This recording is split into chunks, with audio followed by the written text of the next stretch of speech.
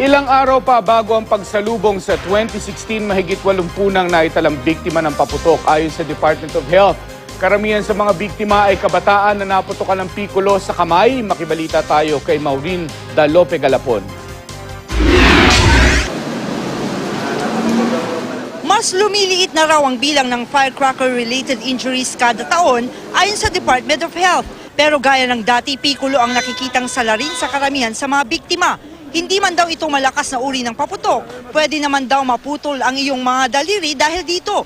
Lalo't karamihan sa mga nabibiktima nito, kabataan. Karamihan po mga naputukan po sa kamay dahil ang mga karamihan ng mga kaso yung mga tinatawag natin igniter. Sila po yung mga nagsisindi o sila yung mismo nagpapaputok. Umaapila din kami sa mga magulang dahil malaki po ang kanilang papel sa ganitong bagay dahil sila dapat na nagbibigay ng gabay sa kanilang mga anak. Sa tala ng DOH, mahigit 80 na ang mga biktima ng paputok. 61 naman ang naitalang insidente ng PNP. Kabilang ang paggamit o pagbebenta ng mga iligal na paputok.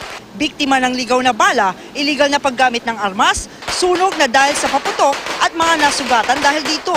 Umaabot na rin sa mahigit 600,000 piso ang halaga ng mga nasamsam na paputok.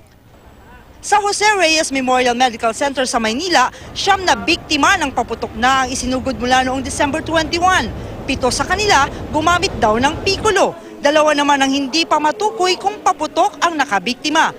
Nakahanda na rin ang mga gamit pang opera sa ospital sakaling kailanganin para sa iba pang mabibiktima ng paputok.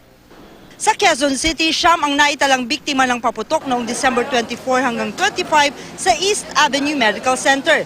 Karamihan sa mga biktima, mga batang naputukan ng pikulo. 2 naman ang biktima sa Quezon City Medical Center. Kasabay ng kabi-kabila ang kampanya kontra paputok, muling nag-ikot ang Bureau of Fire Protection para pag-ibayuhin ang Oplan paalala. Sinuyod ng mga fire truck ang critical area sa Quezon City. Kasama ng grupo ang mascot na si Berang Bumbera.